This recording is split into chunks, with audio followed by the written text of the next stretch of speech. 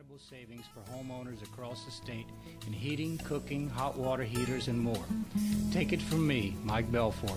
Propane is an exceptional energy, and propane homes are an exceptional value. For more information, call your local propane dealer or visit www.louisianapropane.com.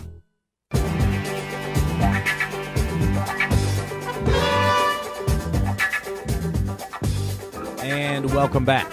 When we went to break, I was discussing the questionable actions of a certain U.S. congressman. You've heard all the sordid details. I think you know what I think, but I want to know what you think. Caller, welcome to the studio line. You're on the air. Judge not lest ye be judged. All right, I think I know where this is going. Have you ever heard that saying before? So let me get this straight. I am not entitled to my own opinion? You are not offering an opinion. You are passing judgment. Can you explain the difference to me, please? Yes, I can. An opinion is saying something like, I disagree with this politician on the issues because I think his policies will take the country in a negative direction. Passing judgment is saying this man is a moral degenerate, and if you share any of his beliefs, then you're a moral degenerate too. I'm suggesting no such thing. And what difference does it make what he does outside his public office? Because it speaks to his character. He is in a position of great power, and the people are the ones who have put him there. They have a right to know if he has the moral authority to honor their trust. Do you consider charity to be the duty of a moral person? Well, this is a free country. Charity ceases to be charity when it's obligated. I'm not talking about legal obligations. I'm talking about moral obligations. Do you consider being charitable necessary to be a moral person? Yes, to an extent. To what extent? How do you measure that? If you were to open up your personal finances and let everyone see exactly how much money you make and what percentage went to charitable causes, would that give us the answer? Sir, my personal financial matters are not the issue. And neither is the personal behavior of our friend the congressman. But I am not an elected official. Yes, but you are in a position of great power.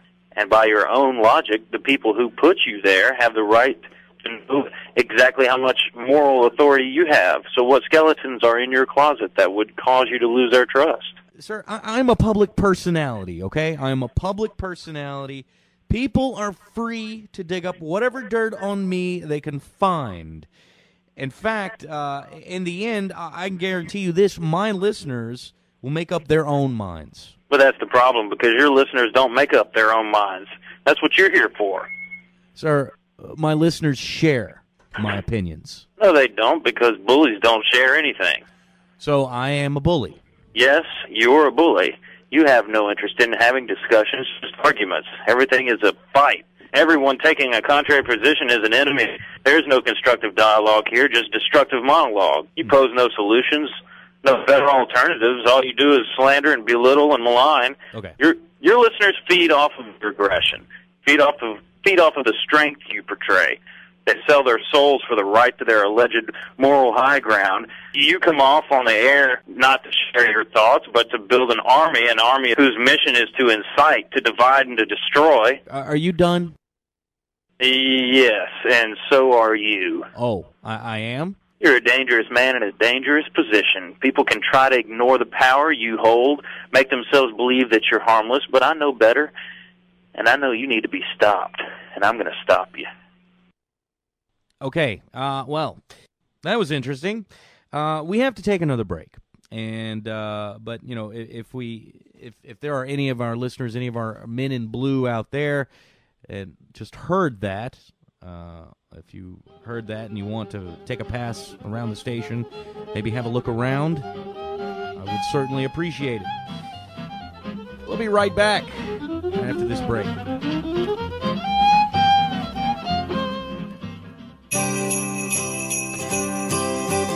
Happy holidays, everyone. Now open your presents. Ooh, snow tires. Nice. You can't always get what you want.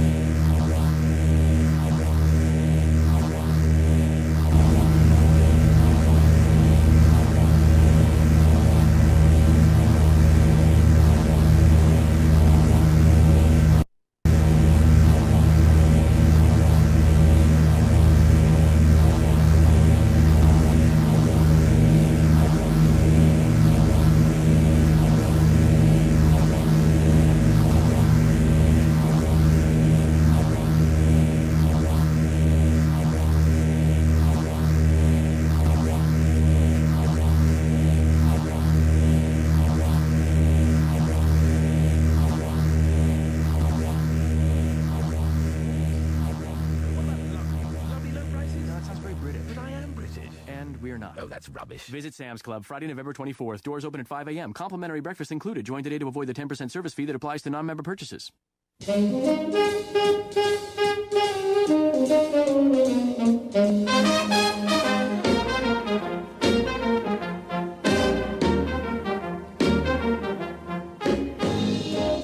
Look, you don't have to be told what to believe.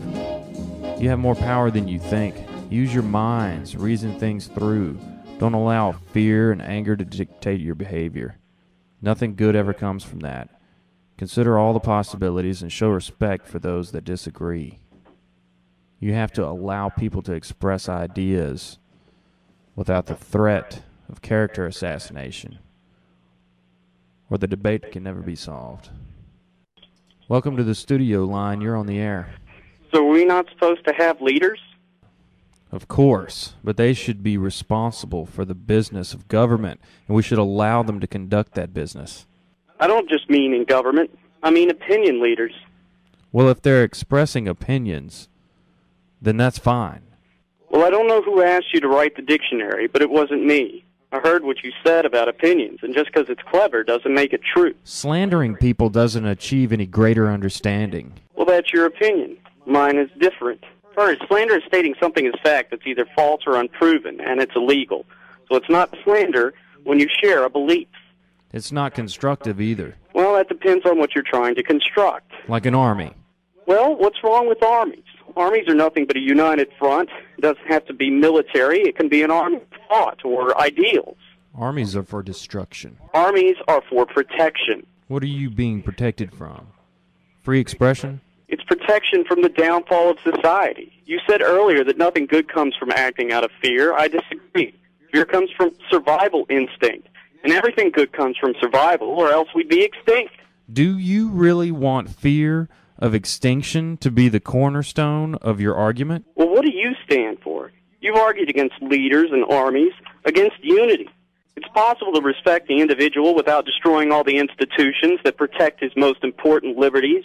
In a democratic society, the fundamental tenet is that the majority rules. But you want to tear down all the structures that allow people to define what they want the standards to be. Every individual can't choose a completely unique morality. There has to be an agreement made by the majority. What you're describing sounds like anarchy to me, which would make you a revolutionary. Revolutionaries are dangerous people, and you need to be stopped.